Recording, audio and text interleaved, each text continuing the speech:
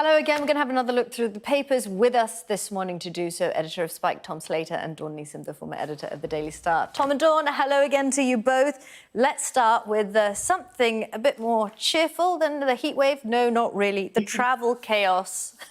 What's this story in, is the Telegraph? Tom.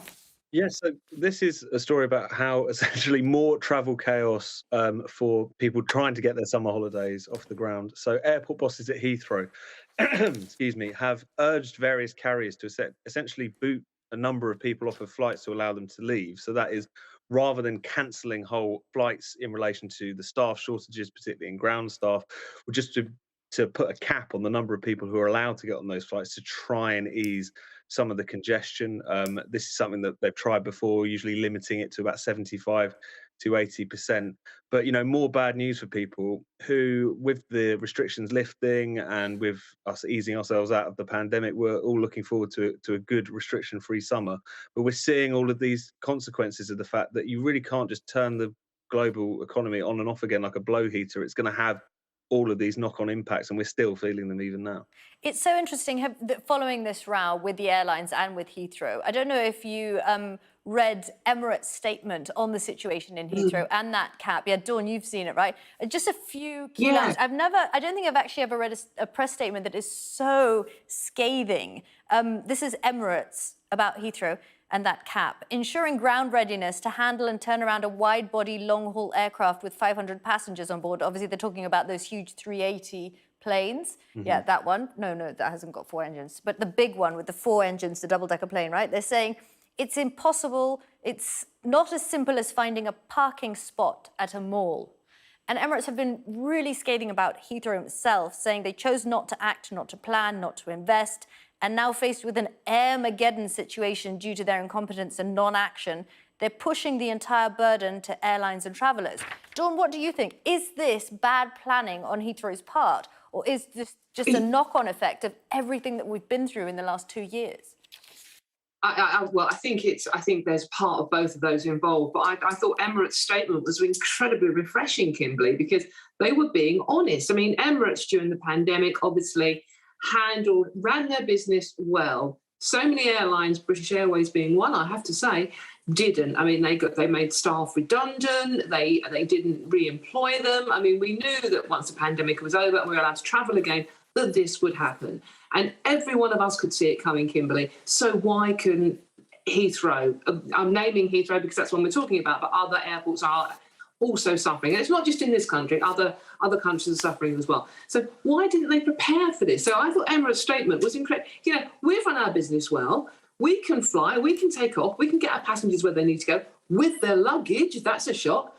Why are you not ready for this? It's so, you know, fair play to Emirates and Heathrow really are letting so many people down. And Kimberly, we all need a holiday, and so many families now haven't been away for 2 years, desperate to get away, ironically for the weather, and they can't, and they're facing all this stress and trauma. It's interesting, Emirates saying they're just going to carry on flying, so we'll see how that plays out in the next couple of days, couple of weeks.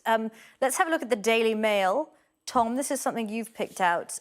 This row around Penny Mordaunt and her stance on trans rights. What do you think about it? Do you think it really has cut through? Because when you ask people, do you think this is what they're worried about? Or is it cost of living top of the agenda for them? Of course it is, but I think the reason that this issue is being focused on is not because it's just cultural war froth, and it's not just because this is kind of black ops against Penny Mordaunt's campaign that she's painted it in some of the other papers this morning. It's because this gets to some fundamental questions, one of which is the question of biological reality. I fundamentally think if you refuse to understand that biological sex is real and it's an important thing, despite the fact that, of course, trans people deserve all the rights and respect in the world, then you really shouldn't be Prime Minister. And the other thing that this gets to is the fact that Penny Mordaunt has been slightly not straightforward with her own position on this issue. So she said trans women are women at the dispatch box. She has been accused of trying to resist using words like women and mother in legislation that was used to allow Suella Braverman to go on maternity leave, and being a supporter of gender self-ID, the idea that you could gain access essentially to many women's spaces and services just by basis of self-declaration. She is saying that people have fundamentally misunderstood her position, that this is a misrepresentation. So you're left with basically two conclusions, neither of which are good. One of which is that she's being dishonest about what it is that she actually believes or believes previously, or that she just goes whichever way the wind is blowing. And I think whilst these issues fundamentally matter to questions of sex-based rights, but they also speak to a question of integrity and truthfulness. And that's why they're not going away. It's not because it's just people trying to stir up a culture war when we should be talking about more serious issues.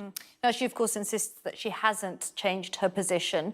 Dawn, let's stick with the debate, bring up the Daily Mail. They've got the spread, page 12 and 13 on it. What did you think? Who came up on top? Who came out on bottom? On the bottom, how did they do you think? Well, it was absolutely fascinating, wasn't it? I mean, the frustrating thing, Kimberly, is that the vast majority of us watching this have no say over who actually wins this race. And, you know, only Conservative Party members can actually vote on this, and the vast majority of the population aren't. I think it's about, I don't know how many there are, actually. It's quite difficult to find out.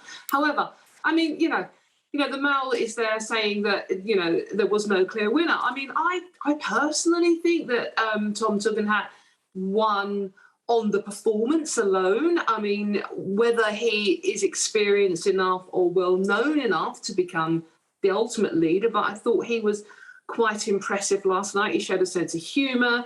He seemed to be saying the right things. He was quite down to earth. Obviously, he's served in the military. You know, he praised the NHS for saving and his military colleagues when they came back from Afghanistan and Iraq. So, and he made a joke with someone who worked for the NHS about, you know, and also thank you for giving me my children, not you personally. And that got a laugh from the audience. So I think it was quite good.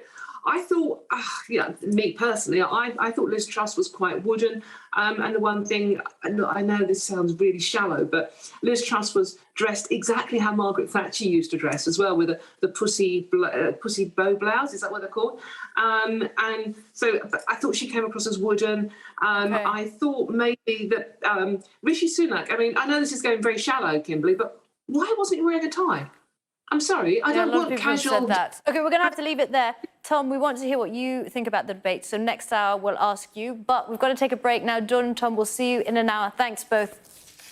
Still to come here on Sky News Breakfast. Temperatures rise and the UK prepares to enter a state of national emergency.